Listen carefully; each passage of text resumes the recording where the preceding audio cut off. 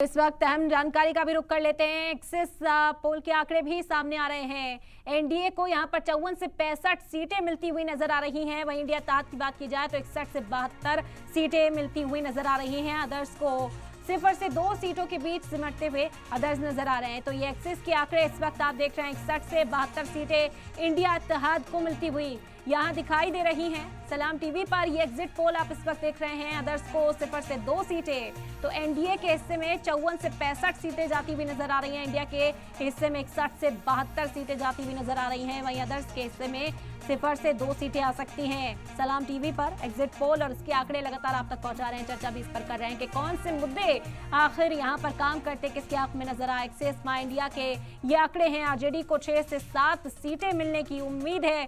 JDU को 9 से 11 सीटें मिल सकती हैं। एक्सिस माई इंडिया पोल के आंकड़े हैं। दिल्ली में बीजेपी कर सकती है क्लीन स्वीप।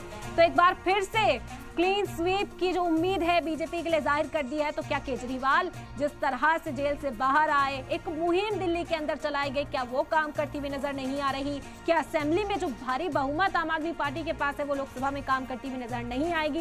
ये तमाम सवाल हैं। इन सवालों पर भी बातचीत कर रहे हैं। लेकिन जिस तरह से आंकड़े सामने आ रहे हैं कि बाद एक वो आंकड़े आपको दिखा रहे हैं, दिल्ली में बीजेपी क्लीन स्वीप कर सकती है। एक्सिस माई इंडिया का एग्जिट पोल ये कहता है कि दिल्ली में एक बार फिर से 7 सीटों पर बीजेपी का परचम बुलंद हो सकता है। हालांकि बीजेपी ने उम्मीदवार भी बदले, इसे लेकर भी घेराव किया गया कि उम्मीदवार बदलने पड़े हैं, बीजेपी को हो सकता कमजोर हो जाएं।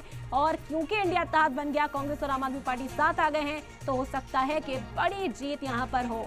और इसी वजह से तमाम सवाल जो हैं वो इस वक्त जहन में। दिल्ली पर भी बात करेंगे, पहले इमाम का रिएक्शन भी यहाँ पर लेना चाहेंगे। मोहम्मद लुकमान साहब सुन पा रहे हैं हमें? क्या उम्मीद है आंकड़े जिस तरह से सामने आ रहे हैं इस वक्त? एग्जिट पोल अपना काम कर रहा है, उसने अपना काम किया जो उसको करना चाहिए। और ये एग्जिट पोल जो है भारतीय जनता पार्टी के प्रो दिखा रहा है, लेकिन सच्चाई ये नहीं है।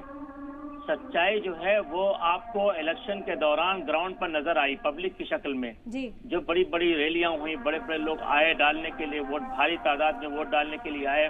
और बहुत सी जगहों पर ऐसा जहां भारतीय जनता पार्टी को लग रहा था कि वहां पर उसको वोट कम मिलेगा, तो वहां पर बाकायदा वोट डालने को रोका गया, बाकायदा उनके वोटों को रोका गया, उनके वोटर्स को धमकाया गया, डराया गया। आप उसमें मुरादाबाद देख लीजिए, रामपुर देख लीजिए, इसके अलावा कई और जगहों पर हादसा हुए हैं।